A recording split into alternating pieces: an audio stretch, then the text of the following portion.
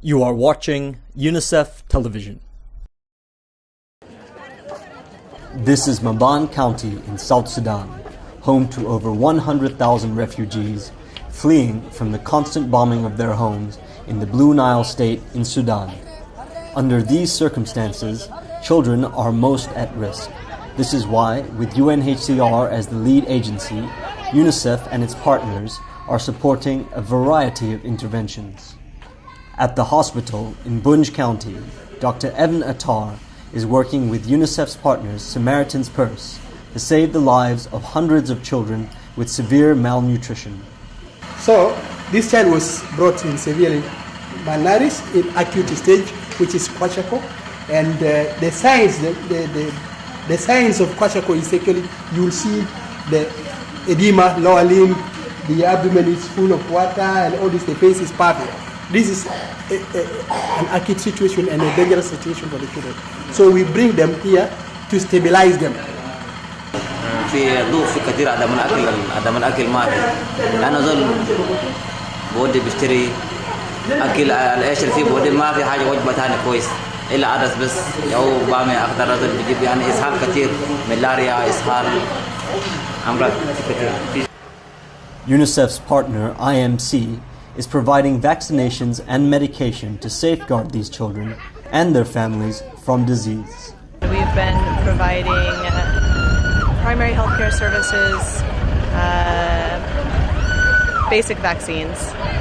We're vaccinating children 6 months to 15 years for measles. We're vaccinating women of childbirthing age for tetanus, and we're also providing oral polio, BV, TB. Caring for the child's physical well-being is not the only concern. By funding schools, UNICEF ensures that they are not only able to get an education, but to continue their social development and to cope with the trauma. Marta works with our partner organization, Intersos, to provide these child-friendly spaces where children can play and learn. The first week we had already 400 children coming to school, and now we reached today 1,000. UNICEF is providing us with recreational material and school material, and we hope in a few weeks to cover 2,000 children in this area. The work being done in Maban is saving lives every day, but the sheer volume of vulnerable children in the camps means that even more support will be needed. Children fleeing the violence in Sudan have faced immense stress, and we are seeing the consequences of it. It's extremely important that we all come together and put forward our best effort to make sure that they get the most basic of services that they are in need of.